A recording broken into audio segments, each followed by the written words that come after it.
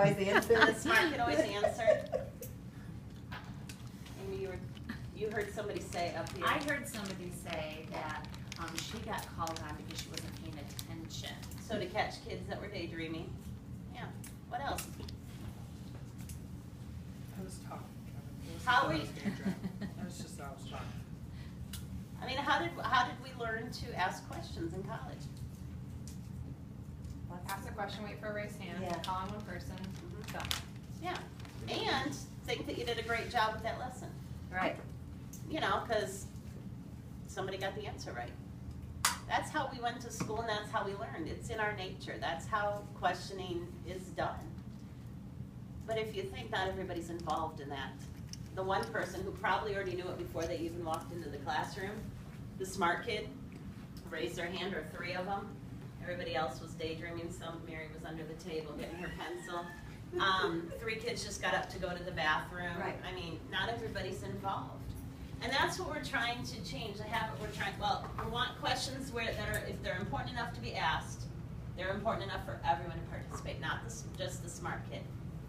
Not just the kid that's under the desk or the kids that were talking and not paying attention. We want everybody to participate and everybody to learn a good answer. And here's what we're fixing, the things you were just talking about. And not fixing necessarily, but changing the habit. This is the way we went to school. This is the way we learned to teach. We're changing a whole habit that we have done since age 5, age 6. You ask a question, people raise their hand, they give you the answer, you move on. That's the way it's been. And so, can anybody tell me, and you call on the kid who's talking, Bill, ask a question and then everybody blurts out the answer and then you go, man, these kids, all they do is blurt.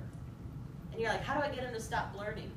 Well, I just asked a question that told them to blurt. But, you know, complete the prompt. 2 + 2 is, and everybody shouts 4 and I move on. So we're trying to change these habits. Raise your hand if you can tell me, and then I call on the smart kid, and who would like to share with us or tell us, and again, you call on somebody. That's the way we learned. It's the way that we've always done school, but that's the thing we're trying to change right now, because that's not getting everybody involved.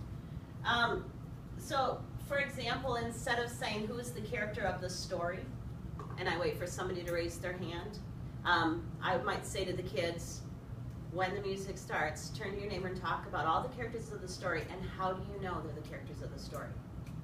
And I'm getting everybody to talk about the characters of the story and not just the one person. And then adding the affective questioning and how do you know.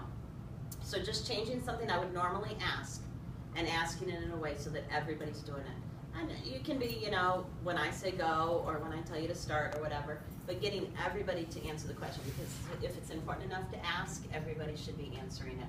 So asking, just changing the questions we normally do, the habit we have, and just switching our words around. What might someone in Mrs. Monowick's class say the characters of the story are?